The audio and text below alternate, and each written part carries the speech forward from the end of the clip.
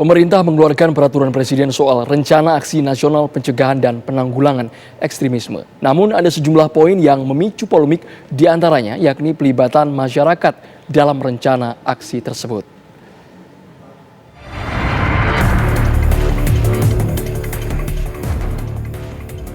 Peraturan Presiden Nomor 7 Tahun 2021 berisi rencana aksi nasional pencegahan dan penanggulangan ekstremisme berbasis kekerasan yang mengarah terorisme.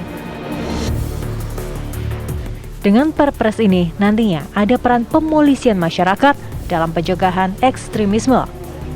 Perpres juga menyebut dua lembaga sebagai penanggung jawab, yaitu Kepolisian dan Badan Nasional Penanggulangan Terorisme, sekaligus sebagai penentu kebijakan terkait tindak ekstremisme sehingga tidak ada asal tuding di masyarakat. Ya, saya kira semangatnya, ya saya ada katakan tadi, pertama itu koordinasi. Jadi ada sekretariat bersama yang terdiri dari berbagai instansi untuk betul-betul melaksanakan rencana aksi nasional pencegahan ekstremisme berbasis kekerasan.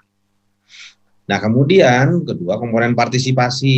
Komponen partisipasi itu masyarakat dilibatkan. Tentu saja ya screening akhirnya ya ada di aparat penegak hukum begitu ya. Masyarakat diedukasi untuk bisa ya memilih mana yang disebut sebagai ekstremisme berbasis kekerasan. Jadi supaya juga mencegah asal tuding ya, mencegah fitnah dan lain sebagainya gitu. Dan sekali lagi Perpres ini tidak menarget kelompok tertentu ya.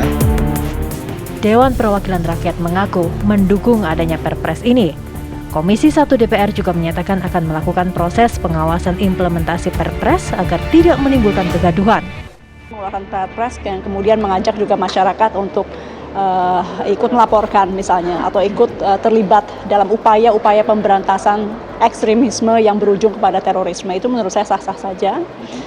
Selama pelaksanaannya, nah Perpres ini kan juga mengunci pelaksananya itu harus ada kerjasama antar lembaga yang baik, lintas sektor dan lain-lain. Jadi jangan Perpres yang niatnya mulia, harus tentu dilakukan juga dengan kerja-kerja yang benar.